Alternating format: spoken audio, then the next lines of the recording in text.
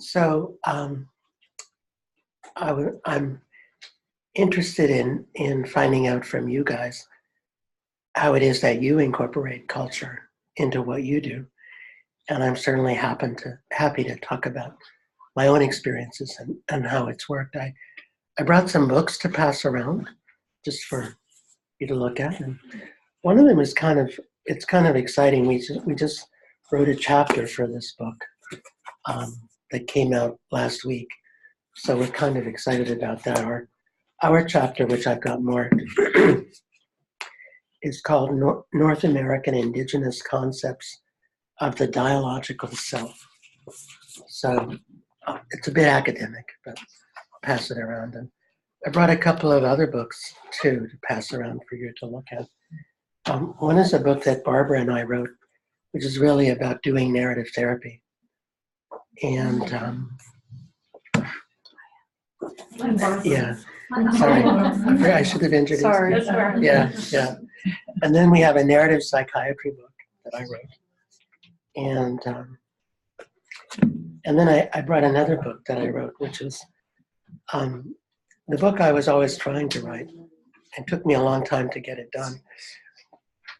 And it's just about amazing stories of people that I met on the trail, and the kind of healings that I saw, witnessed, described. So, I want to invite you to jump in anytime, and because I don't know what you guys do here. I've worked in a lot of settings. I've worked in northern Saskatchewan in fly-in communities, and I've worked in urban settings like Saskatoon and Tucson, and now we're in Bangor, Maine, and we work with the 5 tribes of Maine. Barbara works at Wabanaki Health and Wellness as a social worker. Wabanaki is the broad name for the 5 tribes. There's the Penobscot, the 2 Passamaquoddy tribes, and the Maliseet and the Micmac. So Wabanaki Health and Wellness is an urban center for people that are off the reservation. So Maine is a bit like Alaska. An urban center has 29,000 people. So that's a big city. I think that's the 2nd largest city in Maine, isn't it? Bangor? Yeah. Really? Yeah. Portland is the largest, but it's only 65 or something like that. 65,000. Yeah, we don't break 100,000 anywhere. I do not know. We're actually considered more rural than Alaska, if you can believe that. And it's because Alaska has more people living in large cities than we do. Though it's hard to believe, really. Because there's a lot of bush in Alaska, I think. A lot of fly-in communities. I don't think we have any fly-in communities in Maine. No, you can drive everywhere. There's roads. We have roads. There was not necessarily trucks, but roads. There's roads. They're not good roads. You might not have a road. You can tell when you cross the border with New Hampshire because the roads suddenly get terrible. I'm not sure how New Hampshire does it. It's probably property tax because they don't have a sales tax, but they sure have good roads. So anyway, so I've worked in a number of settings, and I think probably one of the more interesting settings that I worked in was northern Saskatchewan because I was working with Dene people, and they had my name was, they called me Dene Hesalon, which meant crazy man. And they said that was how they translated psychiatrist. And so the people up there rarely took medication because they said it didn't sit well with their blood because of the caribou that they ate. And so I got to experience people having psychotic episodes and being surrounded by community and slowly reconstituting over 6 to 8 months and appearing completely normal by 8 to 12 months without medication. And that was not something that they believed in Saskatoon could happen, but I saw it, so I know it can happen. And it was, they just had this strong belief that they couldn't take medications from the South. And they did have their own potions and brews, most of which they didn't share with me. But and they had their own healers who were complicated mixtures of traditional and Catholic, because the area was strongly Roman Catholic, but also traditional. And it was sometimes difficult to figure out who was on first and what was on second. And so it took a bit of inquiry to learn how people would react. And so there were the group of Catholics who liked burning sage, and there was a group of Catholics who thought it was devil worship. And so one had to be really careful, because when Katari was canonized as a saint, in that ceremony, they burned sage and sweetgrass in the church where she was canonized. And so for some, it was a proper Catholic thing to do, and for others, it was not. And so one had to be really careful about which aspects of culture crept in. Now, for the Cree who were further south, it was always okay, no matter whether they were Pentecostals or traditional Cree or Anglican. There weren't many Cree Catholics. There was a border, so to speak, around sort of midway up the province. And north of that, it was Catholic, and south of that, it was Anglican. Mm. So I suppose that reflects the fur trade to some degree, and timing of colonization. So so in the environments that I've worked in, I've tried to bring in traditional elders in whenever I can. And there are some, I've talked before about some clinics in Canada where you come up to the receptionist and you choose whether you go to the traditional healer or the conventional doctor or nurse practitioner, as the case may be. There's a place like that in Thunder Bay, Ontario. I can't pronounce its name, I'm sorry. It's a really long word in Cree, but it means the place where people come together to help each other. And then there's Anishinaabe Health Center in Toronto, downtown Toronto, which has that capability. And there's the Aboriginal Health Unit in Winnipeg, which has that capability. And they have their own structure for doing ceremony. It's a separate building called Thunderbird House in the middle of downtown Winnipeg. And they have a central area where you can remove the floor and build a fire in the center of the building, which is kind of exciting. And sorry, I better drink some water. The facility in Thunder Bay is also built in a circle. It's a circular facility. And you walk around the circle, and the center is a ceremonial space. So people are creating this around the world. I don't know if you do anything like that here. Anything like that here? In Alaska Native, they have talking circles, and the circle. But in what we do here at the counseling center, we don't. There's no building here that has that here. So we're very diverse, but it seems like that we embrace the white culture. But in certain villages, they still have that, but not in a big way. And Stephen can probably work for Canada. I worked for Canada for a while as a therapist. Kodiak uses talking circles. There's several people there who had some formal training in it and some not so formal training in it. And doing talking circles, especially when there's tragic things. someone drowned one time. We had a talking circle, which lasted almost an hour because the whole village participated. So it's been used here, Hmm. but that was specific to that tribe or that village. And is the talking circle a local historical practice, or was it adopted from outside? They seem to think both. Maybe Uh-huh, some was okay. it was here, and it was brought back, I see. like it was lost a little bit of the culture. It seems like talking in circle is common to many indigenous cultures all over the world. It's more the sort of European culture that lines people up. Yeah, you know.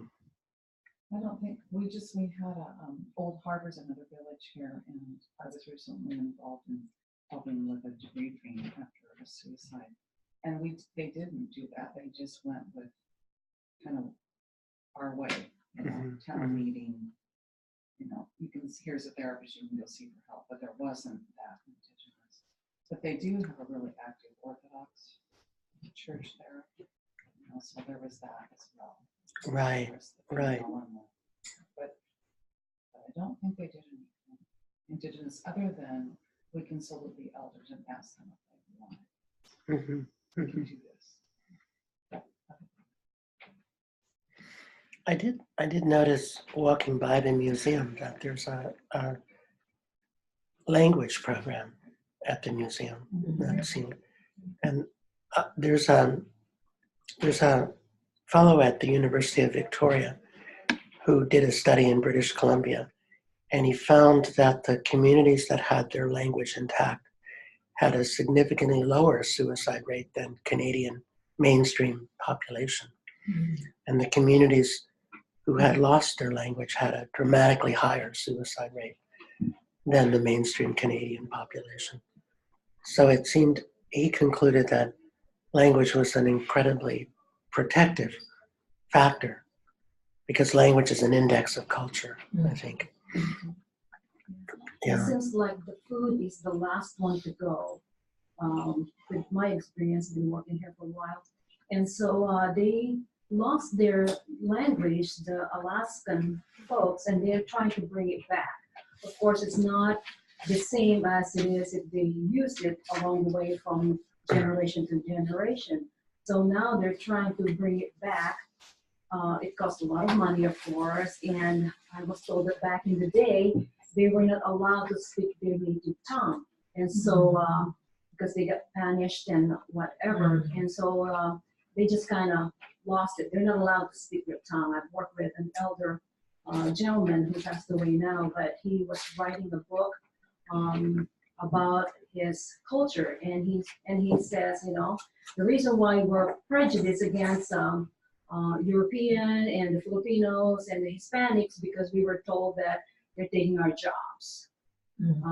And we were told by our ancestors, our elderly, to be prejudiced because that's the only way that we can protect our culture. But then they said we're so confused because we were not allowed to speak our native tongue. And you're right, if you lose your native tongue, I mean, you lose a lot of it because the communication is so much different. So I came from the Philippines, and I speak my dialect, and then the national language, and then of course I speak English. But my children who were born and raised here lost it, because and so now when I talk to them about my culture, it's like, okay, we don't understand, but we trust you, Mom. And it's so funny, one of my nephew, he said, I can't wait until I become an American citizen. And I said, what? Why? He said, then I'm gonna turn into white, and I'm gonna turn blue. My eyes will turn blue. So that's the internalized oppression. Yeah. And he said, and then I will be different. So you're right, that the oppression that from generation to generation is coming out to our little ones who don't even know. Right, right. Yeah. Yeah. they in the high school and I think at the college they teach different courses. But some of the frustration the young people have expressed is it's different than like what grandma speaks. So so like they're teaching you it's different. They're teaching you the wrong stuff is what their frustration is. And I've had a parent who can kind of explain, the different dialects with mouth, but there was a frustration. Yeah, we have that resource, we're trying to, but it's not what they're used to. Well, it's just like everywhere, the dialects are different, each village to village, even though they're not that far because of this little connection. So you should see, so I go to the Russian Orthodox Church here in town, and it's really interesting because we say the Lord's Prayer in Alutiiq, and the debate that went on with different people, like, oh, you're not pronouncing that right, or it was like crazy. We thought we were doing a good thing. They open up this huge can of worms. Yeah. So, the same thing happens on Pine Ridge in South Dakota, that's where my father comes from, the Pine Ridge Reservation. And you can go from Porcupine to Martin, and the Lakota dialect will be completely different. So, and they're I don't know, 30 kilometers apart. So, so you see that all over. People have different words for the same object. Yeah. So, but I think we probably can learn from the Maori because they've found a common dialect really, and put it forward as the second language of the country. So now, at least in New Zealand, all documents have to be written in both English and Maori, and all business has to be transacted in both English and Maori government business. And it's because they were close enough to each other in dialect that they could do that and create a national Maori language. And it was so interesting when we were there. We were doing a series of workshops. We went to Christchurch, which of course is a very sad place today, but was a lovely place when we visited. Wellington and then Auckland. And everywhere we went, even the European-derived people gave long personal introductions in Maori at the start of the workshop. So everyone introduced themselves in Maori except for us, because we couldn't. I gave and a in little a traditional way of and in giving introductions. Right. So they talk about their country, and it's sort of like I know the Lakota one, I don't know about here, but when you introduce yourself, you introduce your family, your river, your mountain, your land, so that you get this whole context. They do the same thing. Mm-hmm. Yeah. It was really quite impressive that so many, everyone spoke enough. People You speak enough Maori to do an introduction. Yeah. And of course, you don't see that in Australia, where there's more than 500 languages, and each little valley has its own language, and they're all very different there.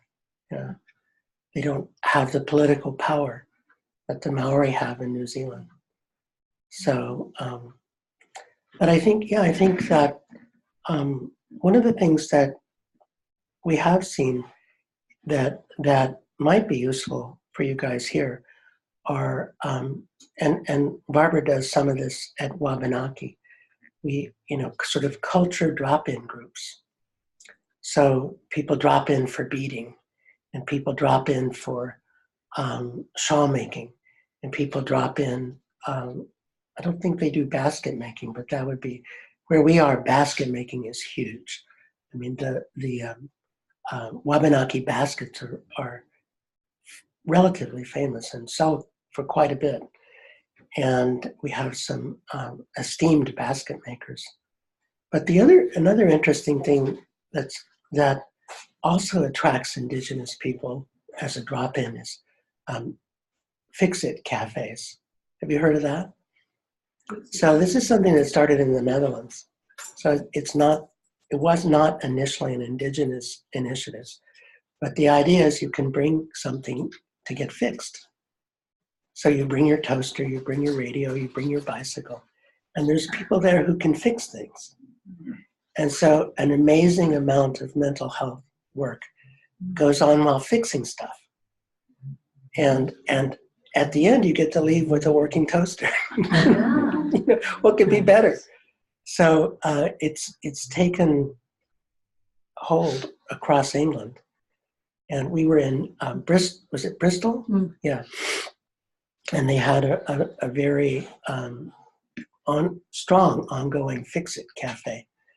And you could cut, and you got coffee too, so that made it a cafe. Yeah. Yeah, coffee and food. People will always come for coffee and food. And if you can fix your toaster, wow, that's really good.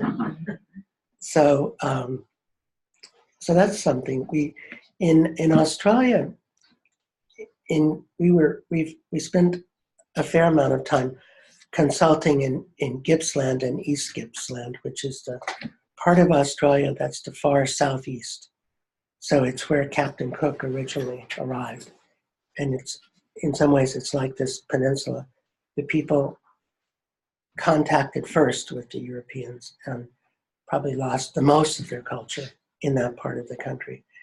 And so these Aboriginal cooperatives had the contract for doing the mental health for actually everyone in the area.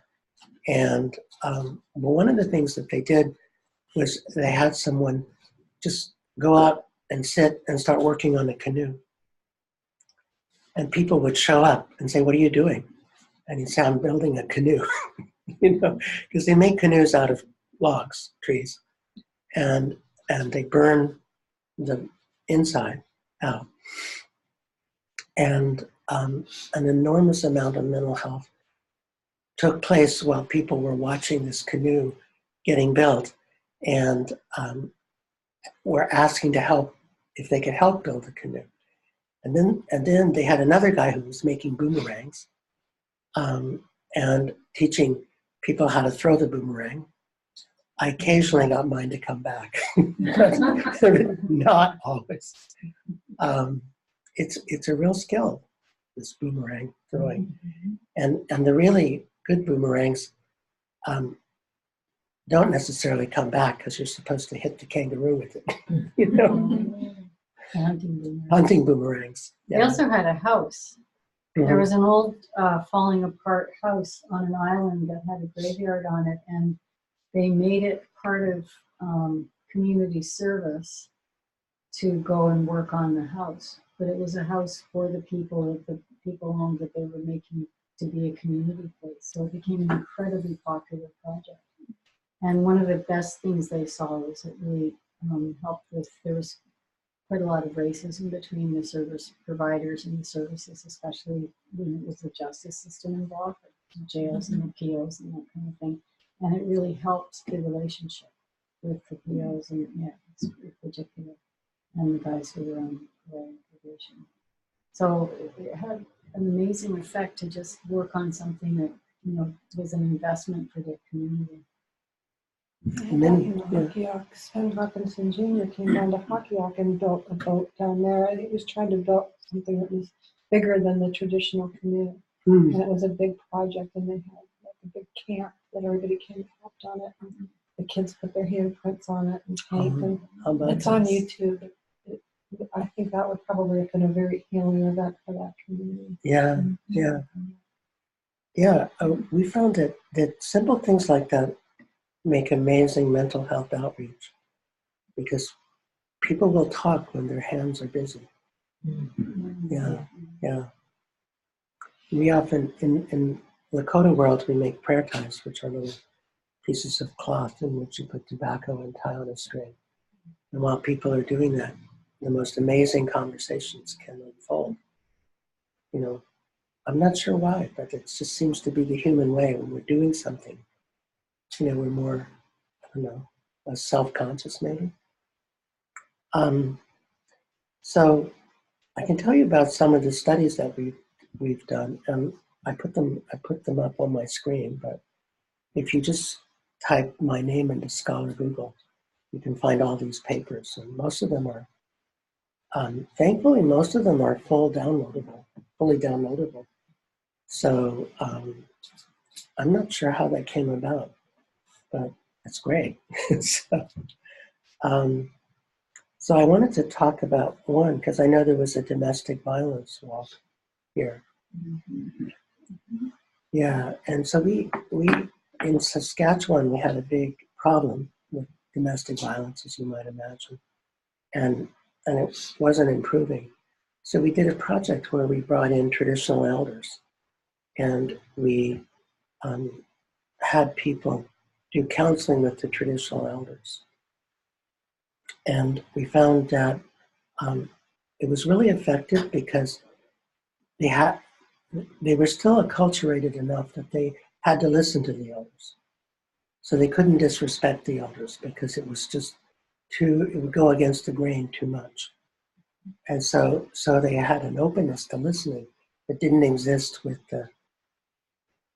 I'm not sure what the word is, biomedically trained psychotherapists, maybe that.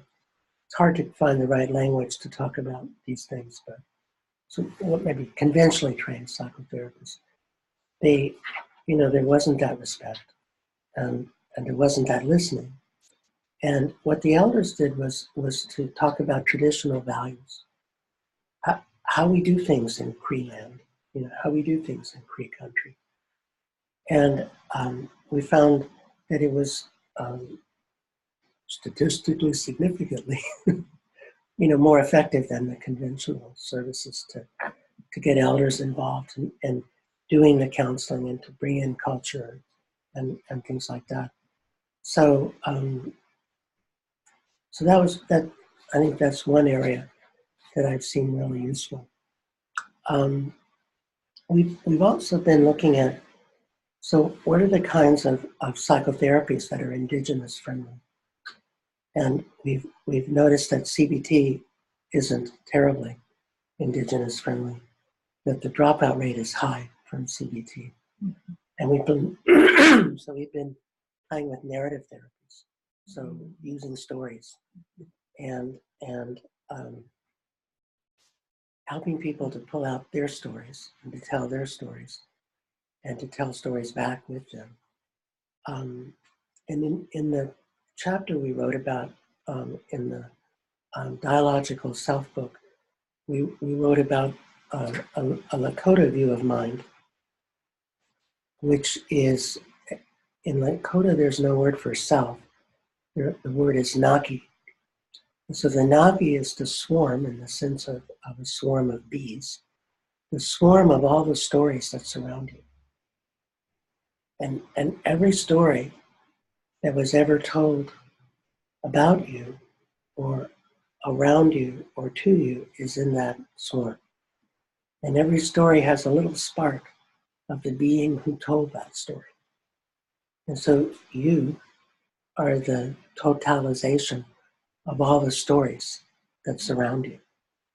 And so if you don't like how things are going, then the solution is get some new stories and nurture the minority stories. Nurture the stories that are whispers and take away some of the energy from the stories that are getting you into trouble.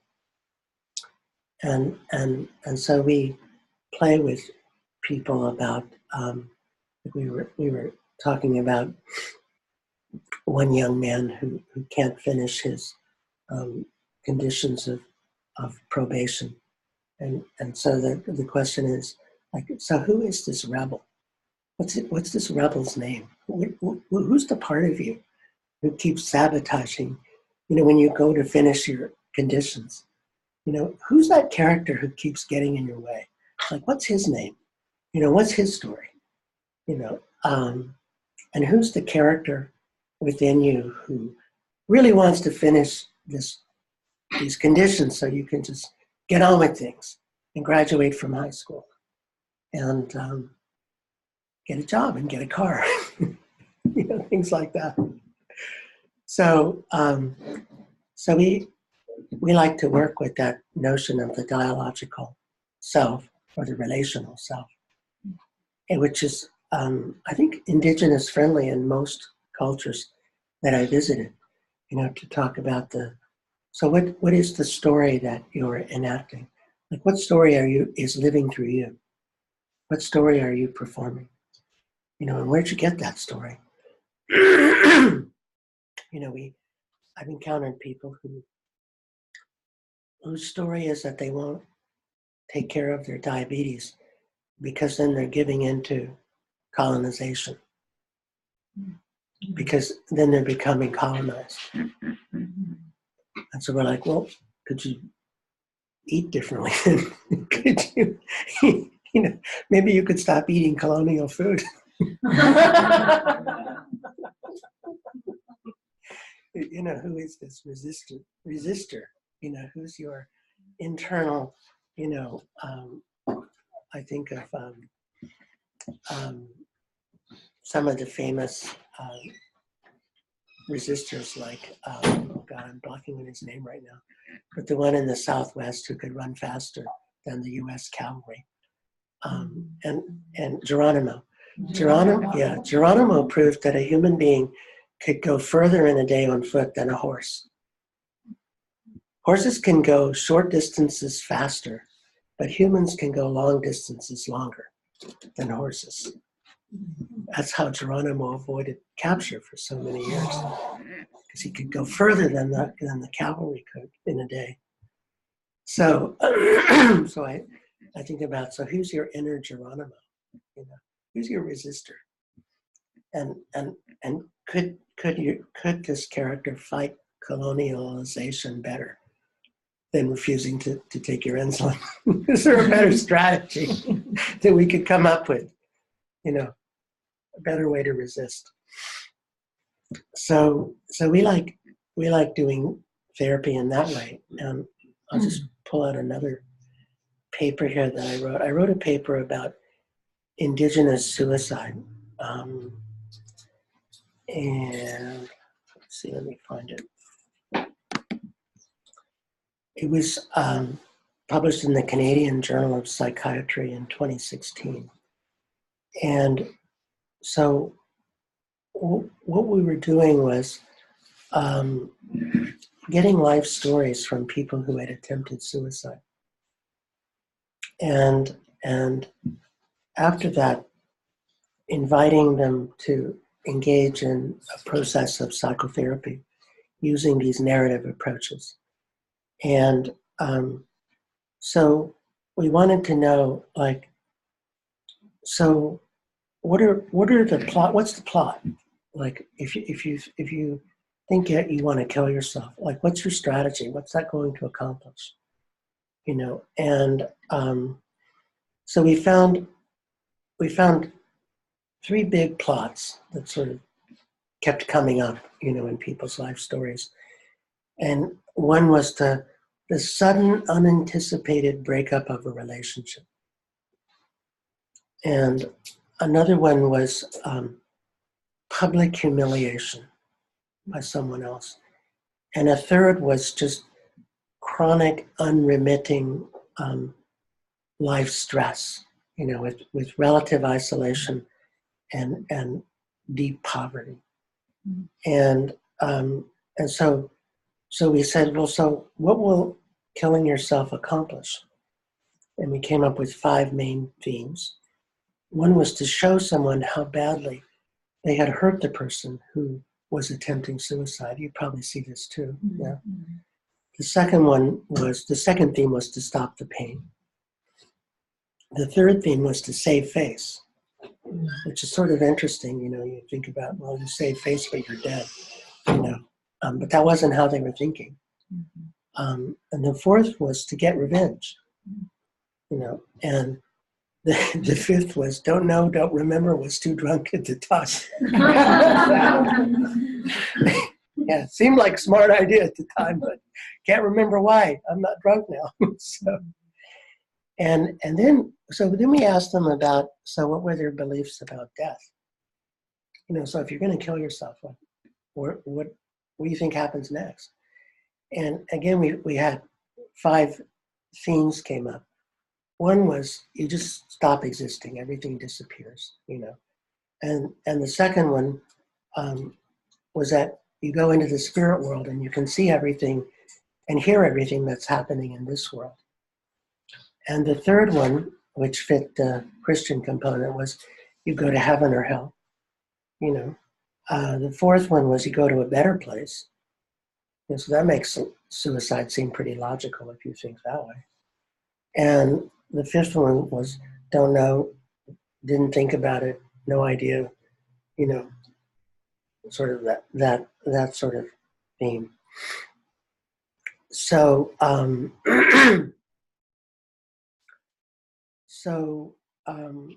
so we invited people to work on this for a bit, and some of them wouldn't, and the reasons that they wouldn't were because of travel distance, you know, too far to go. You probably have that problem here. They'd already tried psychotherapy and that sucked. So they weren't, no matter what, they weren't going to do it again. You probably encountered that as well. Yeah. And the third was that they didn't really think there were any problems that needed to be addressed. You probably run into that too. Yeah. And the fourth was that talking doesn't do anything. And so our strategy, we came up, you know, in doing the work, we came up with 5 strategies that seemed to be successful. So one was we used stories to break people's habitual way of thinking. So if you get humiliated and you lose face and you want to take revenge on someone and you think suicide is the way to do that, we want to put in some stop signs.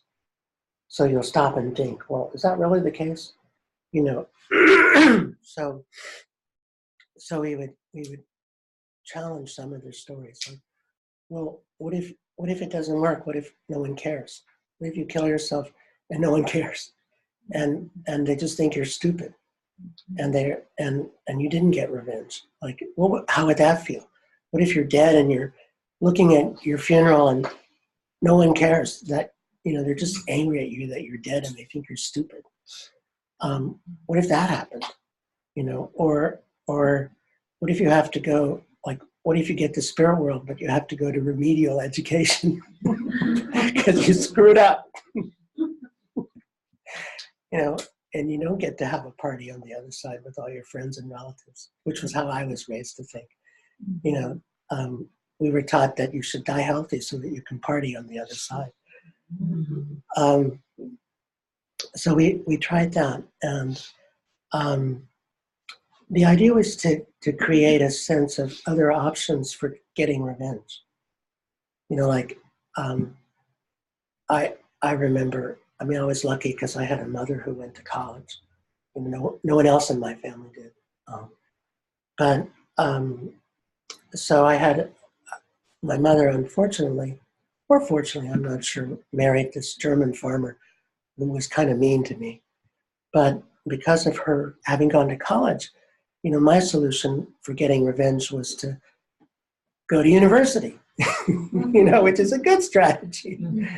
You know, but so we're like, okay, so what are some other strategies for getting revenge? You know, like, let's imagine a character who gets revenge without killing themselves. How could they do that? You know, how could you get back at these people without killing yourself? And and I remember one particularly colorful young woman, and we were playing with like this whole alternate stories for what happens after death. And she's like, well, nothing happens, you just die. And I'm like, well, what if it turns out there really is a spirit world and you have to, you know, answer for what you did? And she says, well, that makes as much sense as there's a hell.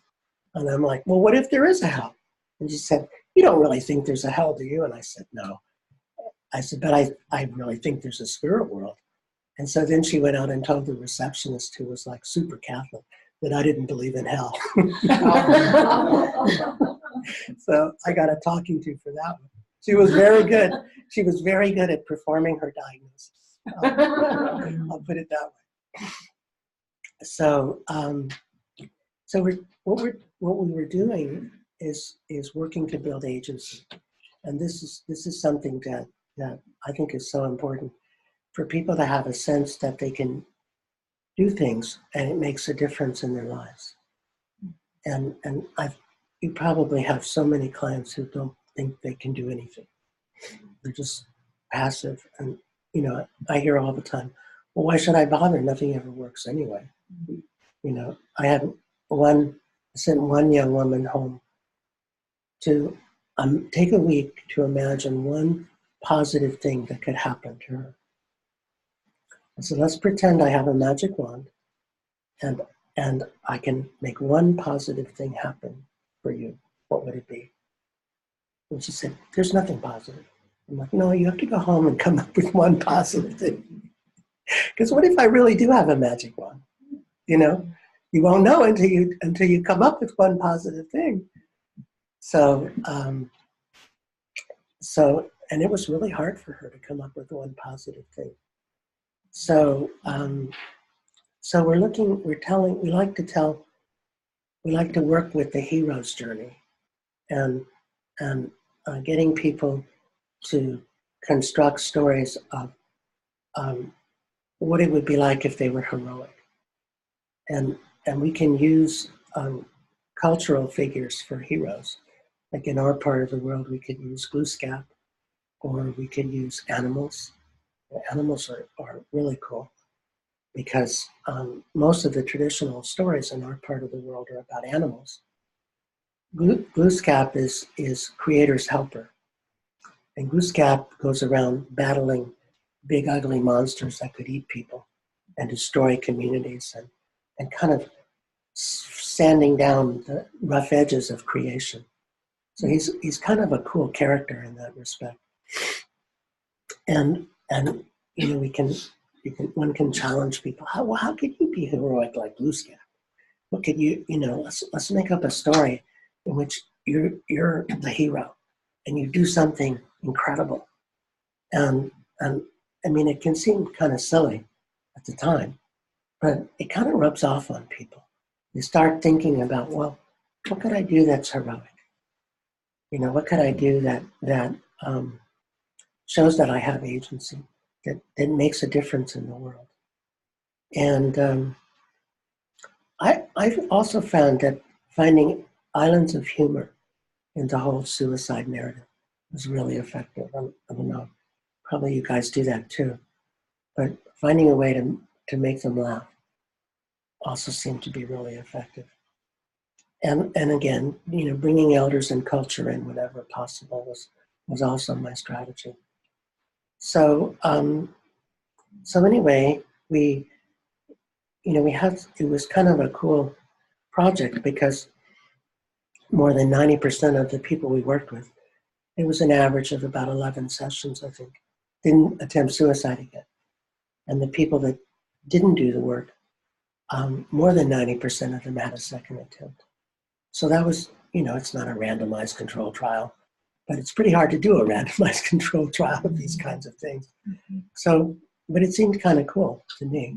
And so there was a narrative approach to people who attempt suicide and trying to bring in their culture and their ideas and their sense of what it would mean to be heroic and to have agency. So I like to try and get to know the stories of the people I'm working with, because a lot of times they don't know their stories. You know, I found that so often in Saskatchewan. You know, I would ask young people, so tell me one of your cultural stories. And they're like, we don't have any. I'm like, well, I know you do, because I know some. And they're like, no, we don't. And so I would tell them one, and they're like, where'd you hear that? And I'm like, well, from, you know, Uncle Albert over there, you know, in Sturgeon Lake First Nation. And they're like, I haven't heard that. And so you could say, well, why don't you go talk to Uncle Albert and see if I'm lying? You know, I dare you to go ask him if this is a real story, you know, and which is a good way to get them to go visit Uncle Albert, you know, to see if they can prove me wrong, because Albert would have a lot of good things to say to them. so I try to bring in the stories of the people with whom I'm working, whatever group that is, and try to connect them with their own culture and their own elders. Always try to identify elders who are receptive, to people coming to visit with them and potentially, work with them, and then figure out how to get the person in a mindset that they're actually willing to go, because that's work. Especially with some of the angry young people that we see. I'm sure you see them too. Yeah. So, what else is of interest to you? We're getting close to the end. Ask me something, or tell me something that you do. What we do here at the counseling center, we have many different programs. We work with folks who are chronically mentally ill in our community support program, and severely emotionally disturbed kids and their families. So they could come from different diverse culture, Alaska Native, Filipinos, Hispanic, and Caucasians, and different Asian population. We provide therapists provide a psychotherapy, individual therapy, group therapy, marital counseling, and they do the psychiatric emergency on call at the hospital. We make sure that people are assessed and go to a higher level, whatever level it is that they need to go from here to there to get the help they need. And we have our ASAP, the Alcohol Safety Action Program. They're managing court-ordered individuals to make sure that they get the treatment they need and treatment. They work with the entire Kodiak Island archipelago, including the Alaska Natives. And then we have the school program. Susan manages that.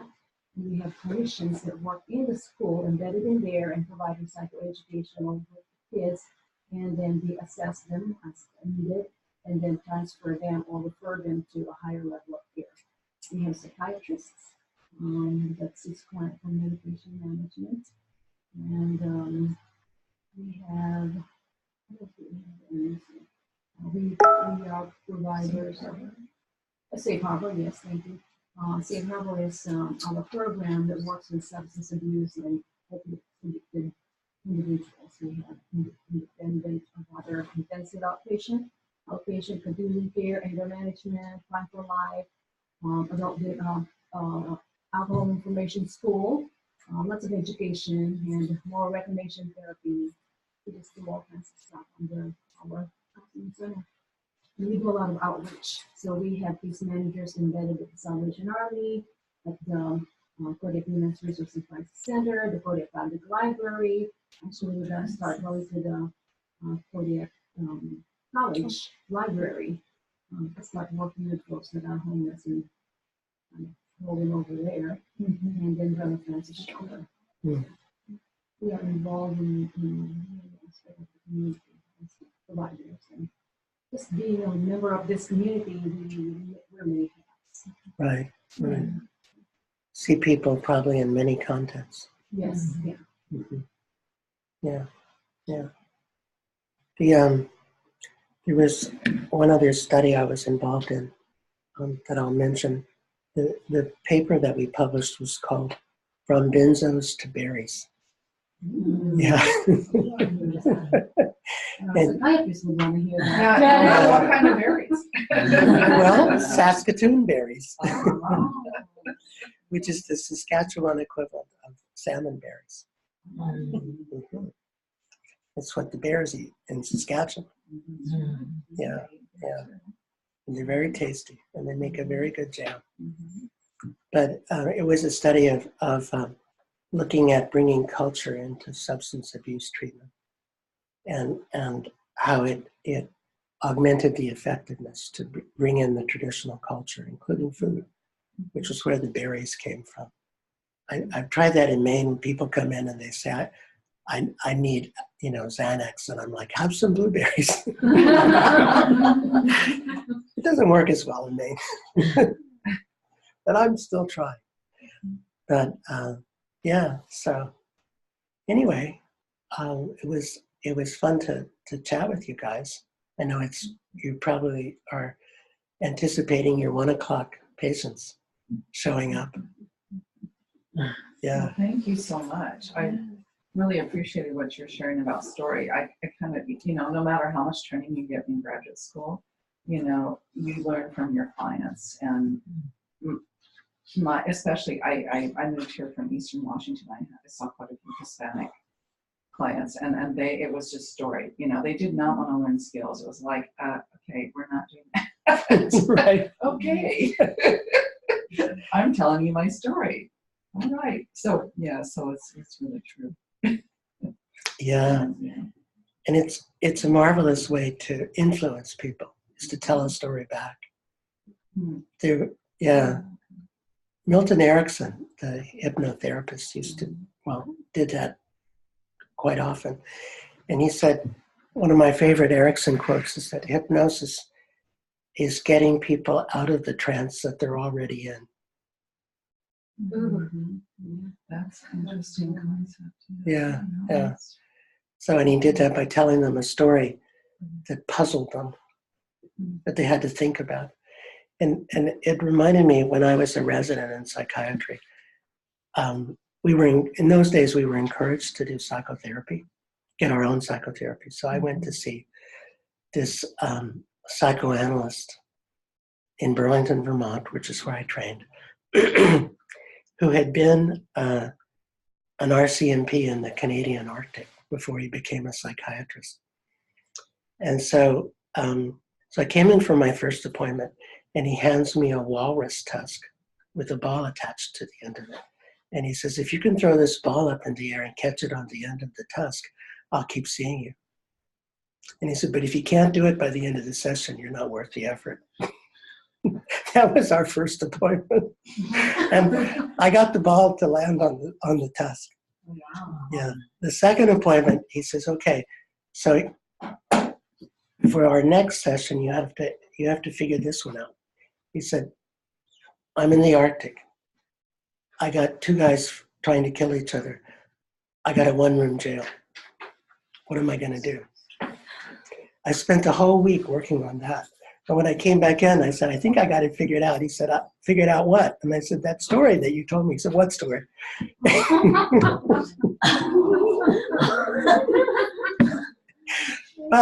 But he got me to work on. He got me working. Yeah. Yeah, he got my attention and he got me working. So story is powerful. He got you to believe in yourself and choose. Yeah. And the funny thing was, he talked more than me every session. I'm like, I thought this was psychoanalysis. I thought I was supposed to talk more than him. Yeah. No, he just told stories about the Arctic, but they were really good stories. And I still remember most of them, and I know that I got a lot out of it. So, doctor, do you practice psychiatry? I do, in Bangor, Maine. And you do therapy as well? I do. Do you want me to Kodiak? Make me an offer I can't refuse. Currently recording for a psychiatrist. How about that? Barbara, do you like to do that? Yeah, a lot of eagles. A lot of eagles. A lot of eagles. Yeah.